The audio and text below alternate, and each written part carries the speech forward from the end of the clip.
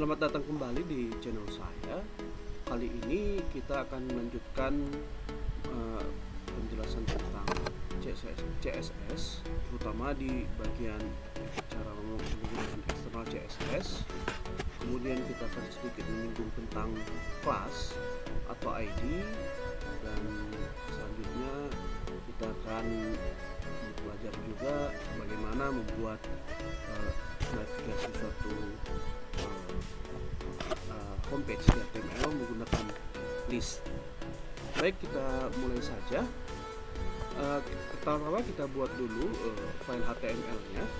Di sini saya sudah membuat file HTML bernama latihan2.html. Kemudian kita siapkan juga struktur HTML-nya.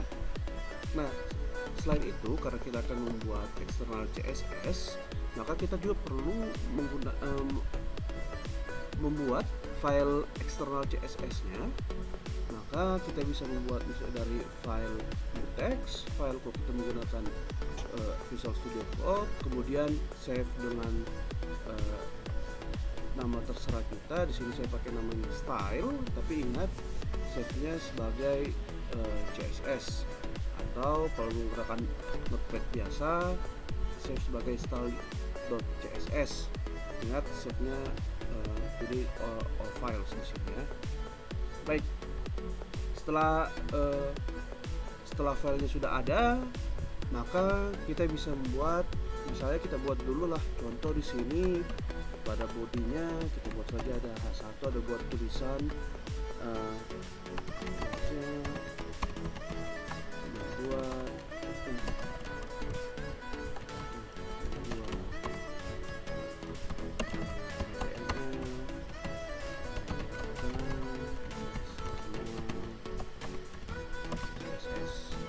seperti ini kan. Nah, maka supaya kita bisa menggunakan style menggunakan CSS secara eksternal, itu sebenarnya sama saja, hampir sama dengan menggunakan internal CSS. Jadi kalau kita lihat kayak seperti kemarin, jadi coba di inline CSS kita letakkan di head, kemudian kita berikan tag style. Terus coba perhatikan cara penulisannya, yaitu nama elemennya, kemudian nama properti yang kita akan buat, kemudian nilainya titik 2, nilainya titik koma. Persis seperti itu cara penulisannya, kecuali kita tidak memakai text style, kita langsung saja memakai penulisannya. Jadi misalnya H1 ini saya mau membuatkan border, jadi misalnya saya buat di langsung kita buat H1, kemudian buka kurung. Nah, misalnya kita buat border, misalnya kita buat 2 pixel, 5 pixel saja supaya kelihatan 5 pixel. Kemudian saya buat misalnya bordernya solid, kemudian saya buat misalnya bordernya red seperti ini.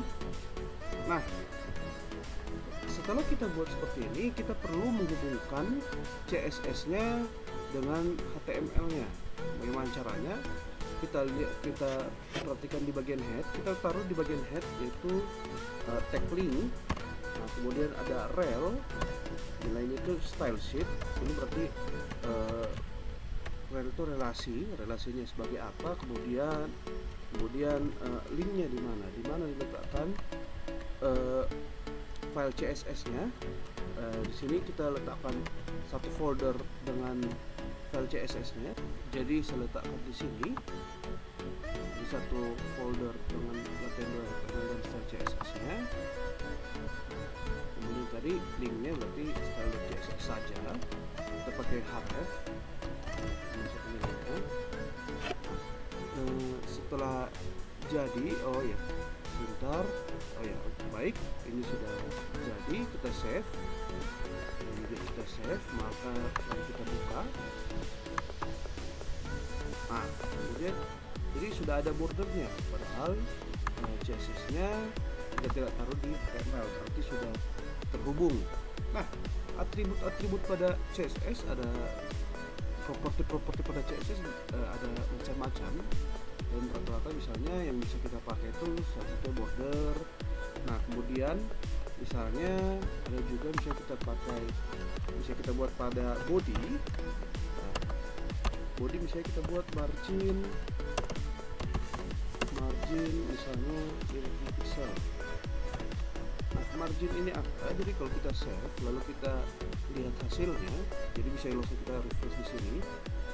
Nah, kelihatan bahwa H1 ini beserta bordernya ini bergeser. Jadi margin itu adalah jarak dari objek ke parentnya. Jadi ketika kita memasukkan margin di sini pada body, margin di sini diberlakukan kepada H1, maka di sini parent H1 adalah body, karena berdasarkan dari dari struktur kita H1 ada di body. Maka terjadilah pemisahan sebanyak 50 pixel. Nah, 50 pixelnya itu karena kita buat dia nilainya hanya satu saja untuk penilaian marginnya, maka diberikan semua pemisahan sebesar 50 pixel dari atas, kiri, bawah, dan kanan. Nah, jadi ada dari atas, kiri, bawah, dan kanan. Nah, kalau kita misalnya buat dia dua nilai 100 pixel, maka kita bisa lihat, nah maka 50 yang pertama ini untuk atas bawahnya, kemudian 100 pixel ini untuk kiri kanannya. Jadi urutan, tapi jadi di sini bisa sampai 4 nilai. Jadi bisa kita atur semuanya satu persatu nilai-nilai dari masing-masing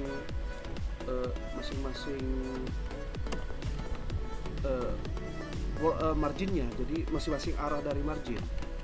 Jadi kalau kita lihat di sini, nah kenapa dia menggeser malah makin rapat? Karena urutannya itu adalah atas, kanan, bawah, kiri. Maka di sini karena teksnya hanya sedikit, maka yang kelihatan di sini bawahnya mungkin tidak kelihatan, tapi atasnya ini 50 pixel, nah kanannya yang 100 pixel, 40 pixel itu yang kirinya. Kalau kita pasang 40 pixel yang kiri. Nah, jadi H1 kita bisa rata-rata hampir semua elemen pada HTML kita bisa atur marginnya. Nah, kemudian ada juga padding. Misalnya saya pasang di sini atribut padding. Padding memiliki sama juga memiliki 4 nilai seperti margin, dan urutannya juga sama. Misalnya di sini saya buat paddingnya satu nilai saja. Misalnya saya buat paddingnya 10 pixel. Maka ketika kita jalankan, kita lihat hasilnya, maka yang berubah adalah ada jarak dari border ke tulisannya. Maka itulah padding. Padding itu mengatur jarak dari isi objek terhadap bordernya, tulisan berarti terhadap bordernya. Maka itulah padding. Nah, kemudian ada juga misalnya kita bisa atur fontnya, misalnya font family. Nah, ini bisa kita atur font family, itu berarti jenis hurufnya seperti yang misalnya kita lihat di Word, ada Arial atau Courier atau Times New Roman. Jadi itu misalnya kita coba pakai Times New Roman.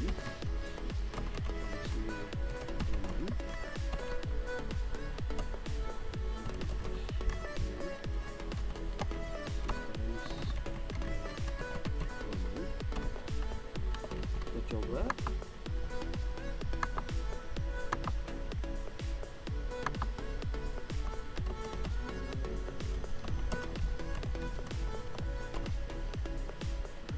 Harus dalam tanda ketik.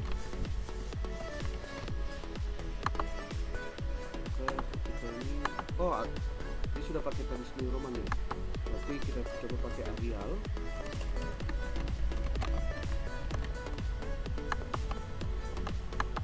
Nah, sudah berubah. Jadi tadi berarti huruf defaultnya adalah Times New Roman. Nah, kemudian bisa juga kita atur font size-nya misalnya. Jadi walaupun H1 ini sudah punya font size tertentu, bisa saja kita atur lagi secara manual. Misalnya kita nggak mau pakai font size dari H1, ya, kita buat aja misalnya font size kita atur biasanya font size memakai satuan poin. Biasanya buat di sini font size nya ukuran 50 poin, maka bisa dia override dari ukuran default dari H1. Kemudian bisa juga kita atur apa namanya, atur posisi tulisannya. Misalnya kita buat teks align-nya, misalnya kita buat center, maka dia berarti akan tulisannya berarti akan ke tengah. Nah, seperti ini. Nah, baik. Mungkin kenapa kita harus memakai external CSS? Jadi kita memakai external CSS di sini supaya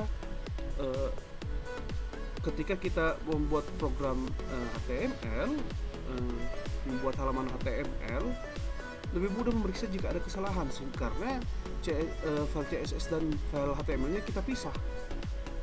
Nah, beda dengan misalnya kalau kita gabungkan di dalam satu file HTML, ini kan jadi panjang sekali. Nah, jadi jadi tercampur-campur.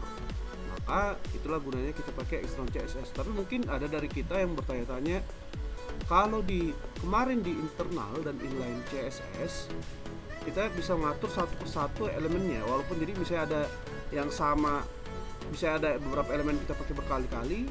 Nah, karena kita pakai misalnya secara inline langsung di tag-nya, berarti kita bisa ngatur persis pada tag-nya atau elemennya yang mana yang kita mau atur stylenya.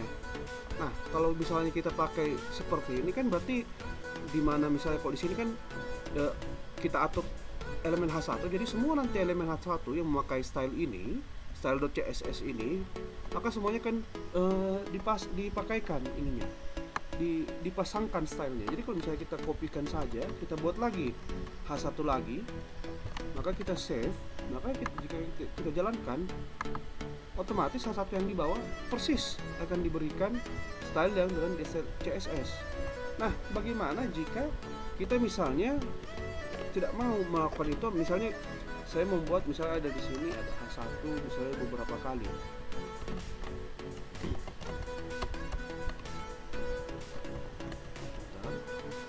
Ada H1 beberapa kali. Misalnya ini ada 5 H1, maka dia akan seperti ini. Nah, saya misalnya tidak mau H1 yang kedua, saya inginnya memakai style tersendiri. Nah, bagaimana caranya?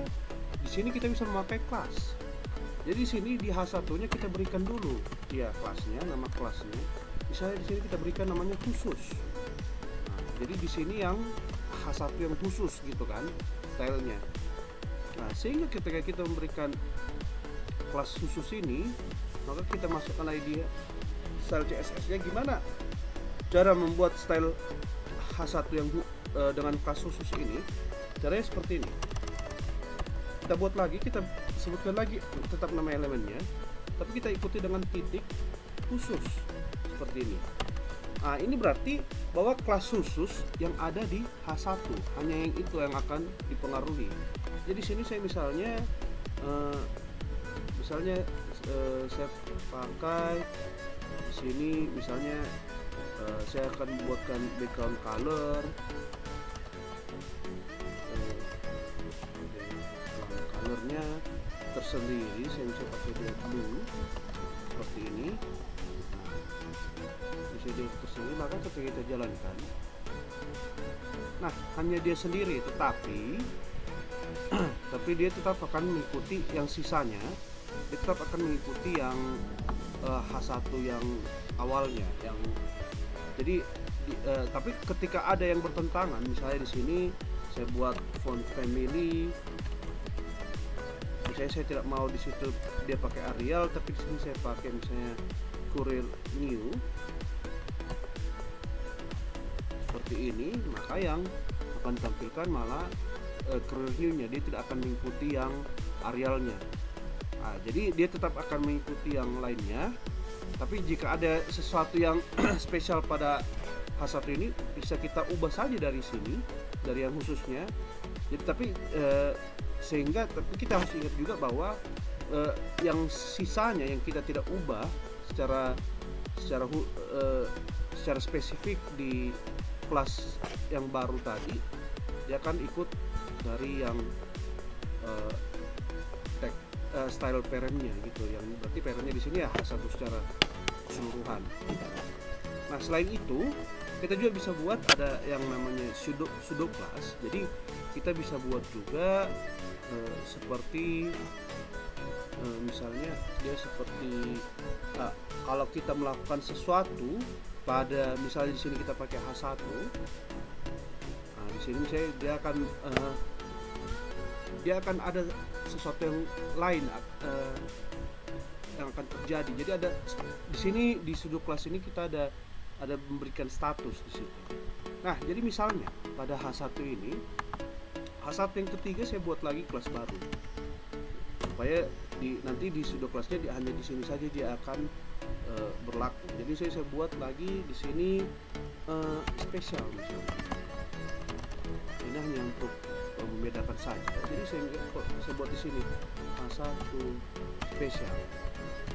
Nah, di sini pseudo class yang saya maksudkan di sini adalah kita bisa memberikan, kalau mungkin di beberapa pemrograman lain kita bisa semacam membuat event. Jadi kalau kita melakukan sesuatu pada H1 spesial ini, apa yang terjadi? Jadi misalnya kalau saya mau buat ketika kursornya ada di atas H1 spesial ini, berarti H1 ini yang ketiga kan, akan ada sesuatu yang terjadi.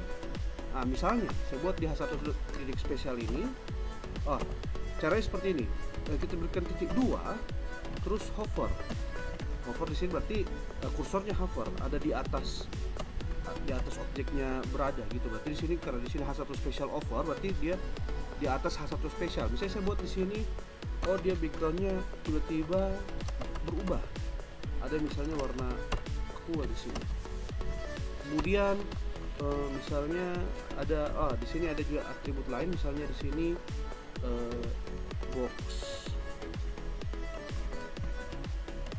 box shadow. Nah, ini bisa kita, jadi di sini box shadow itu ada 1, 2, 3, ada 3 nilai dalam bentuk pixel. Kemudian warnanya saya buat di sini gray saja. Nah, ini kalau kita jalankan, maka hasilnya dia akan seperti ini. Nah, tidak ada yang terjadi karena di sini yang kita buat itu adalah ketika H1 spesial hover atau H1 yang bagian ketiga hover. Jadi ketika kursornya kita pindahkan ke H3, maka terjadilah efek seperti ini. Nah, terdapat efek seperti ini. Nah, seperti itu. Nah, jadi perhatikan di bagian bordernya ada seperti bayangan. Maka itulah box shadow ini. Jadi dia dalam bordernya memberikan semacam bayangan, mungkin jadi ada efek seperti 3D. Nah, nilai-nilai di sini 5 pixel ini untuk ukuran dia dari atas. Jadi dari mana bayangannya mulai, dari kiri secara horizontal, tapi dari kiri ke kanan, berarti 5 pixel, berarti dia 5 pixel dari hitungannya dari kiri. Jadi mungkin di sini dari 5 pixel ini mulailah dia membuat bayangannya. Nilai kedua seperti itu, tapi untuk vertikal. Nah, nilai ketiga itu tebal bayangannya sebesar 10 pixel, kemudian warnanya itu berarti warna bayangannya, karena tidak harus abu-abu kita buat, bisa macam-macam. Nah, misalnya selain itu juga kalau border kita bisa buat bayangan, teksnya pun kita bisa buat bayangan juga. Misalnya saya samakan saja. Nah, misalnya di sini saya buat black saja. Jadi ketika kita hoverkan kembali, nah yang ini kita refresh dulu, maka ada bayang hitam di situ. Nah, seperti itu. Jadi tips juga jika kita menggunakan Visual Studio Code, salah satu keunggulannya adalah ketika kita bekerja dengan CSS. Jadi misalnya kita mau mengatur tentang berbagai macam background, di sini sudah banyak bantuan. Jadi kita tuliskan saja background. Di sini inilah semua yang kita bisa atur dalam CSS untuk kata kunci background. Jadi banyak macam di sini kita bisa atur bermacam-macam. Baik, Kemudian kita lanjutkan.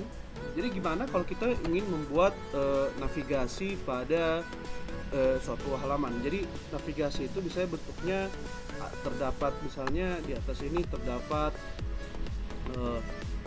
halaman terdapat halaman home seperti itu.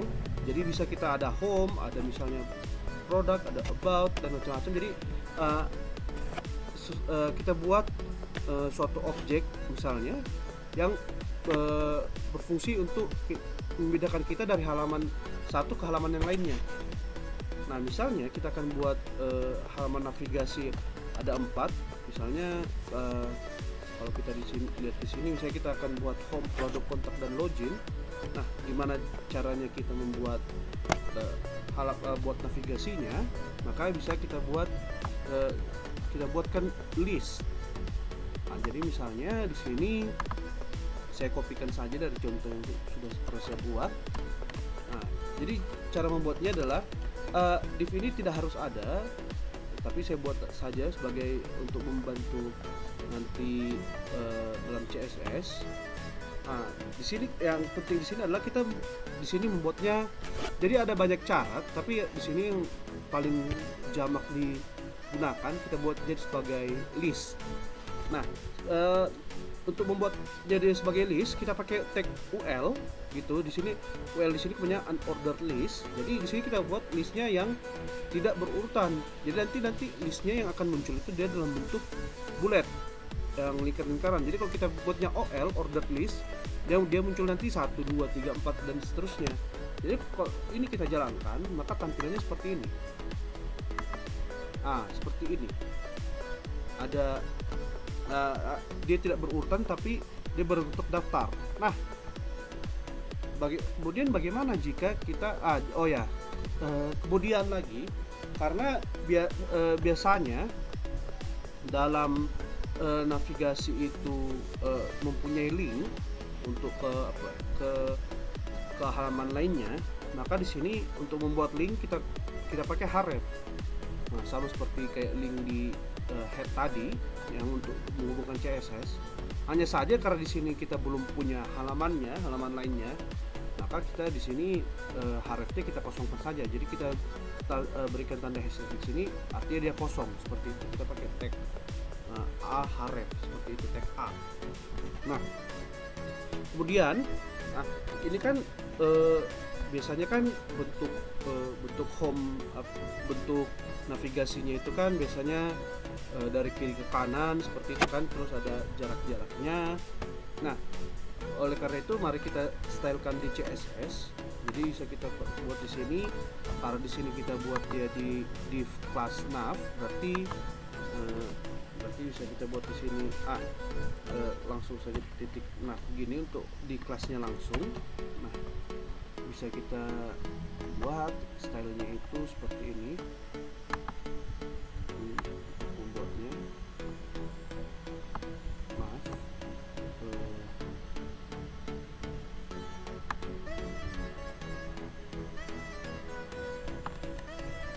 saya kopikan saja supaya mempercepat.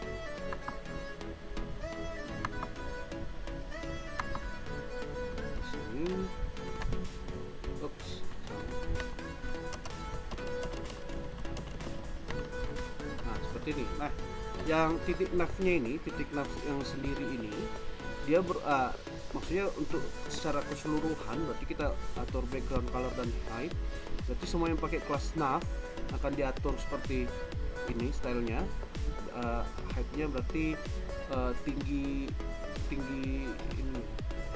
dia dari margin dari atas dari border. Dia berapa marginnya, bisa langsung kita pakai height di situ. Nah, jadi kalau kemudian di sini ada lagi klik nav UL. Nah, jadi ini untuk pengaturan UL yang ada di kelas nav seperti itu. Kebetulan kelas navnya ini di kelas div yang tadi yang bagian navigasi kita. Nah, kita di sini ada list style none. List style none ini artinya untuk menghilangkan bullet-bulletnya ini, karena kan biasanya tidak tanpa bullet gitu, tapi nanti dia tetap dalam bentuk berurutan seperti itu. Jadi untuk menghilangkan bulletnya, kemudian display flex. Display flex ini untuk membuat yang awalnya dia urutannya dari horizontal, dia akan vertikal, dia akan menjadi horizontal kiri ke kanan. Nah, kemudian untuk justify content, justify content ini supaya nanti walaupun dia dari kiri ke kanan terdapat jarak-jarak di antara mereka gitu. Nah, mungkin kalau kita jalankan saja, maka dia akan seperti ini. Tadi backgroundnya kita atur dia sebagai warna biru, kemudian ada jarak, jadi dia tidak rapat. Itulah tadi yang ada justify content space around. Itu kita berikan stylenya di UL, bukan di ly-nya. Nah,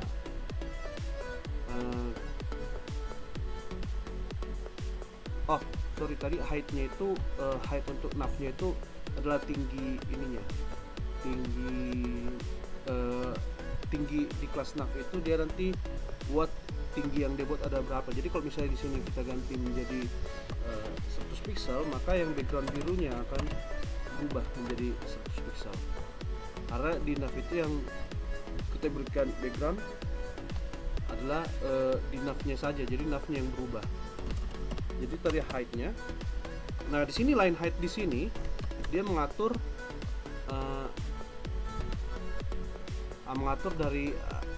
dari tulisannya ini ke atas. Jadi kalau misalnya kita tambah line height-nya misalnya jadi 70 pixel, dia seharusnya akan menjadi turun. Nah, seperti ini. Nah, kita balikkan saja dulu. Nah, itulah kita atur di ly. Nah, kemudian untuk apa namanya yang di sini berarti urutannya itu berarti kalau misalnya kayak tadi di sini berarti yang kita atur itu yang bagian tag ly yang ada di dalam UL ada di dalam kelas nav. Berarti untuk yang ini yang kita atur itu adalah tag A yang ada di ly, ada di UL, ada di nav. Karena kan urutan yang kita buat tadi kan ini di sini ada tag A di dalam ly, di dalam UL dan di dalam kelas nav seperti itu. Nah, kita atur colornya berarti tulisannya, color itu untuk warna tulisan saja menjadi white. Nah, mungkin untuk properti-properti yang lain bisa diekspor sendiri, maka tampilannya akan seperti inilah. Nah, bisa diklik seperti ini, dia dalam bentuk link. Nah, baik, sekian dari saya tentang pada video kali ini. Saya harap apa yang boleh saya share di sini bisa bermanfaat dalam pengembangan kita dalam membuat HTML. Sampai jumpa lagi di video selanjutnya.